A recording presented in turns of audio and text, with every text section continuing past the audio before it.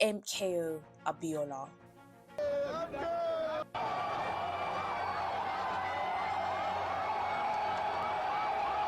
Imagine millions of people in Nigeria uniting across tribe, religion, and class, standing side by side after an election, after the votes have been counted, and after their voices have finally been heard.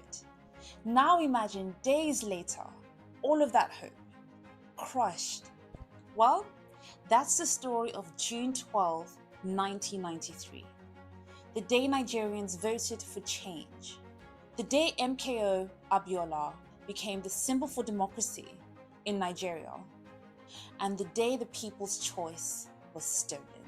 Today we're diving into the story of the man, the moment, and the movement that changed Nigeria forever. Let's talk about it.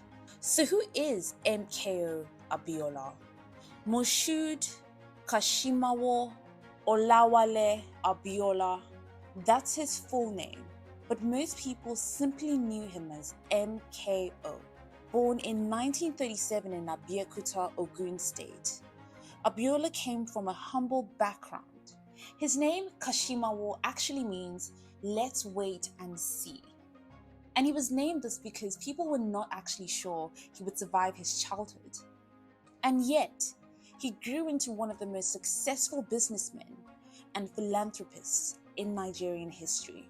He built a business empire, invested in media, donated generously to causes across the country. For many ordinary Nigerians, he wasn't just a rich man.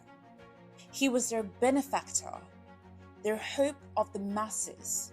He gave scholarships to students, supported the poor, and funded community projects. People saw him as somebody who tasted wealth but never forgot where he came from. In the Yoruba culture, they say a tree does not make a forest. Abiola recognized this quote or proverb to mean that his wealth means nothing if his people are struggling. By the early 1990s, Nigeria was under the military rule of General Ibrahim Babangida. People were tired. Decades of coups, corruption, and broken promises left people feeling weary. So when Babangida announced that he would step down and hand over power to a civilian government, Nigerians were excited and eager, but also cautious. Would it really happen this time? Two parties were formed: the Social Democratic Party, SDP, and the National Republican Convention, NRC. Abiola ran on the SDP ticket. His opponent was Bashir Tofa from the NRC.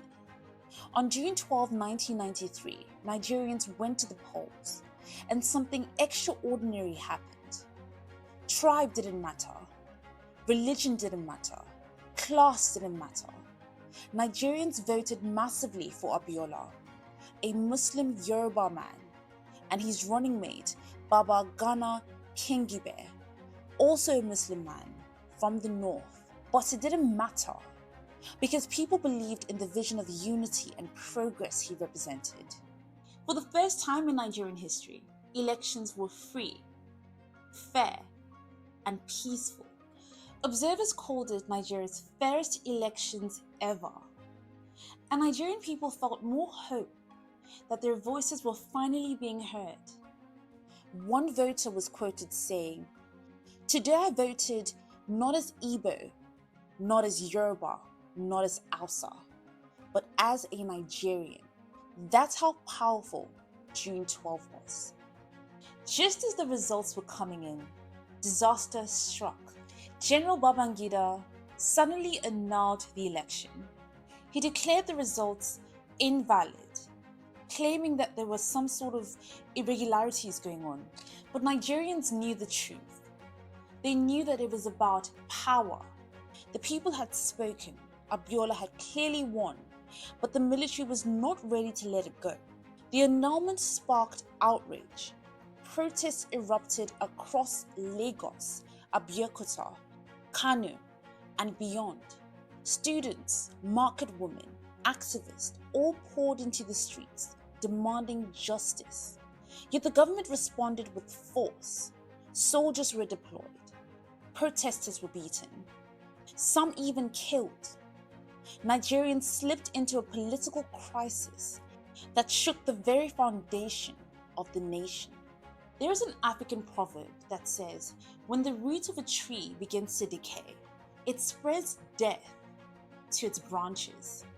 That annulment was a rot, eating away at the trust between Nigerians and their leaders.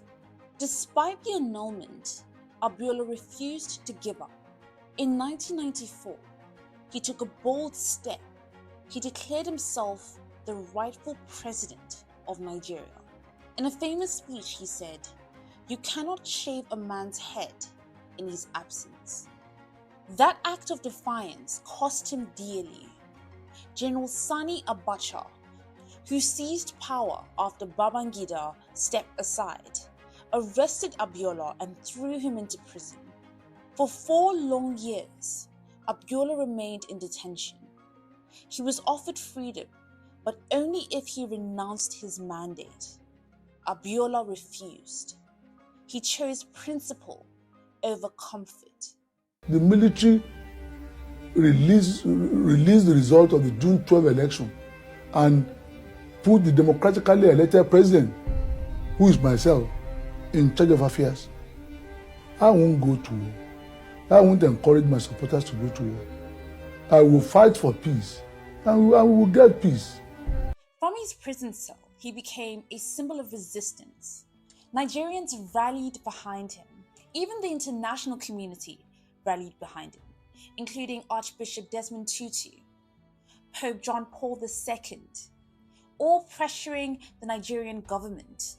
But Abacha's regime remained ruthless. On July 7, 1998, tragedy struck. Just as Nigeria was preparing to return to democracy after Abacha's sudden death, Abiola himself died in custody. The circumstances of his death remain controversial. Some people say he was poisoned. Others say he collapsed from a heart attack. What is clear is that Nigeria lost a man who embodied the people's hope. His death sparked riots across the nation. Nigerians wept, not only for the man, but for the dream of democracy that seemed forever out of reach. Yet, in a strange twist of fate, Abiola's sacrifice was not in vain. By 1999, Nigeria transitioned to civilian rule under President Olusegun Obasanjo. The democracy Abiola was fighting for had finally returned. For years, Nigerians continued to remember June 12. Even when the government ignored it, people would gather, hold memorials, and demand recognition.